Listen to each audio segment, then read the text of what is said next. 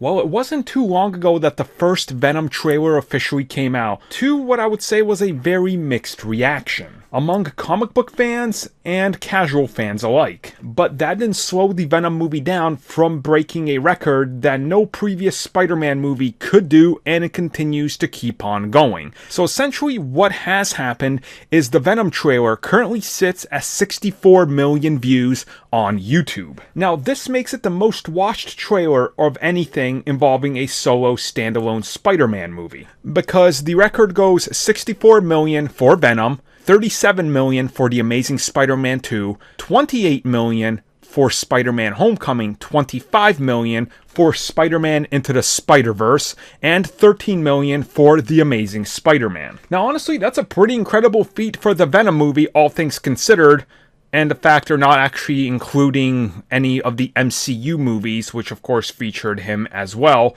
but that's a topic completely on the side anyway. And it's interesting to see that Venom is gathering such interest in the trailer hits.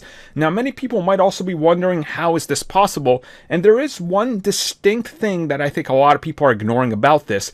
Venom was restricted from being uploaded onto individual pages. So much like many Facebook pages and things will take the trailer and put it on their own, Sony was blocking this worldwide, and Fox also has a tendency to do this as well. So the main source had to be the Venom trailer officially from Sony, which this always brings the numbers up, and this is something some companies do, some companies don't, and sometimes they even flip around with what they're going to be doing it with. For example, Ant-Man and the Wasp's first trailer was blocked on various Facebook pages, but Marvel Studios typically never does this, so my guess is that they do this to garner interest and have an easier insight into how people are reacting to the trailer and at what moment they're quitting out at. And of course it's Venom, a very popular 90s character from Spider-Man, so granted people wanted to see what was up with it.